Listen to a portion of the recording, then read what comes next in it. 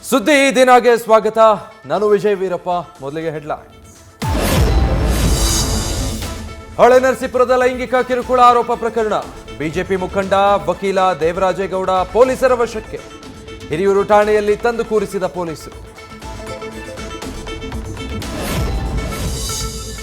ಬಗೆದಷ್ಟು ದೊಡ್ಡದಾಗ್ತಾ ಇದೆ Hassan pen drive case. ಸಂಸದ ಪ್ರಜ್ವಲ್ ವಿರುದ್ಧ ಮತ್ತೊಂದು ಅತ್ಯಾಚಾರ ಕೇಸ್. ಸಂತ್ರಸ್ತ ಅಧಿಕಾರಿ ನೀಡಿದ ಹೇಳಿಕೆ ಆಧಾರದಲ್ಲಿ 3ನೇ ಎಫ್ಐಆರ್.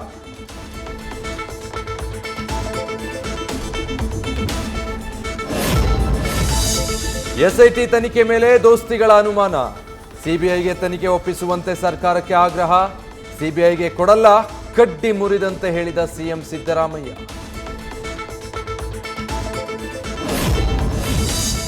ಆಪ್ ಅಧಿಪತಿ ಕೇಜ್ರಿವಾಲ್ಗೆ ಮಧ್ಯಂತರ ರಿಲೀಫ್.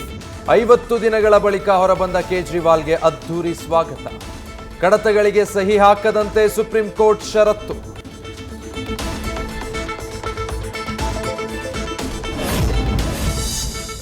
ಪಾಕಿಸ್ತಾನದ ಬಳಿ ಅಣುಬಾಂಬ್ ಇದೆ, ಎಚ್ಚರದಿಂದ ಇರಿ. ವಿವಾದಕ್ಕೆ ಎಡೆ ಮಾಡಿಕೊಟ್ಟ ಕೈ ನಾಯಕನ ಹೇಳಿಕೆ.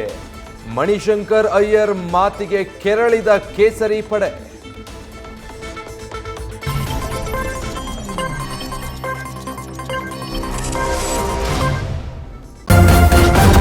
ನ್ಯೂಸ್ ಫಸ್ಟ್, ನಿರ್ಭೀತಿಯಿಂದ ನಿಮ್ಮ ಪರವಾಗಿ.